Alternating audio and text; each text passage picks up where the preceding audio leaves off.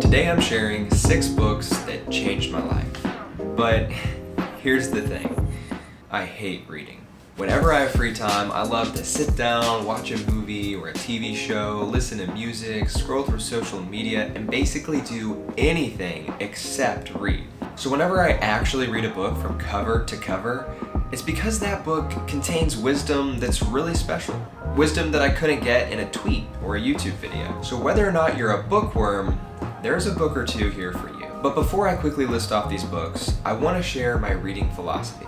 And it's really simple. It's always better to read one page of a book and learn something than to read a whole book and walk away unchanged. Unless you're reading a novel, you don't really have to read every chapter of a book. No one's forcing you to slog through every page. So my approach to books is to simply read until I learn something. And remember that reading isn't just about learning, it's about sharing what you learned. So I will often read until I gain enough interesting information that I can share at dinner with family or friends. And that will not only make reading more fun, it'll make you a more interesting person. Now, let's talk about these 6 books that changed my life. I've organized them by category, so if you're looking for a book in a particular category, you can just scroll through this video to the section that you're looking for. And the first category is success. I've tried reading a lot of books about becoming successful in your career, but my favorite one by far is How to Win Friends and Influence People by Dale Carnegie. What I love about this book is that it doesn't have an expiration date. It's not written just for the technological age or just for a certain type of person or career.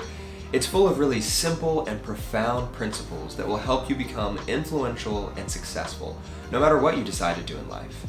It helps you understand how people think and gives great advice for becoming a person people want to be around. It was actually written in 1936, but it's still one of the best sellers of all time and was one of Time magazine's most influential books in 2011. It's an easy read and you could probably finish it in a couple of days. The next category is politics, starting with The Conflict of Visions by Thomas Sowell. I'm a politics, philosophy, and economics major, so I've actually read a lot of books on politics and have found many of them to be educational and helpful, but this is the only book that actually changed my life. The funny thing is, I haven't even read the whole book.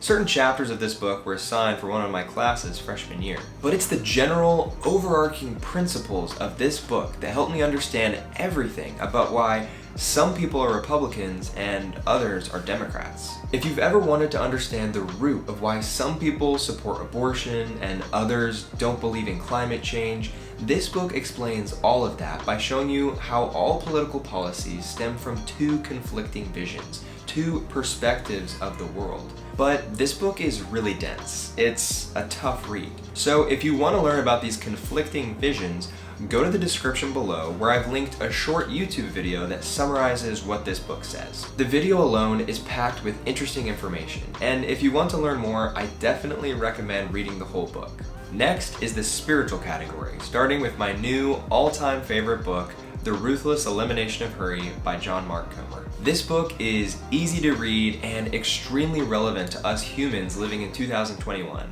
and it's formatted in a really aesthetic way. The author, John Mark Comer, who is a pastor out in Portland, Oregon, makes a compelling emotional and spiritual case against hurry and in favor of a slower, simpler way of life. It's full of wisdom from the Bible, from philosophers, monks, psychologists, scientists, and more. And it won't just change your mindset on the fast pace of our modern world, but it's full of really clear applications and challenges for how you can start improving your life and creating space for rest. Honestly, this is the #1 book I'm recommending in this video. The last category is self-help, starting with The Power of Habit by Charles Duhigg. I bought this book in a St. Louis airport, and by the time I touched down in New York City, I had finished the book. It's packed full of really interesting anecdotes and studies that will help you get to the root cause of your bad habits and help you form good habits by understanding something called the habit loop. This book is for literally anyone, whether you're in high school or already working a job in your late 40s. It's never too late to change your habits. The next book is The Total Money Makeover by Dave Ramsey. Now, I know the cover of this book looks really cheesy and seems like some kind of scam, but it's actually very highly respected as one of the best books on personal finance. It has great reviews and has changed a lot of lives, not just mine. When I first read this book, I was completely shocked at how many things I was doing in my personal finances that were completely wrong. In this book, Dave Ramsey will definitely challenge you to make some difficult changes with your finances, but he includes tons of stories of people from all walks of life who were able to turn their finances around and get out of debt, and he gives you really easy action steps in order of the most important things you need to have in place with your finances. The last book that changed my life was 12 Rules for Life by Jordan Peterson.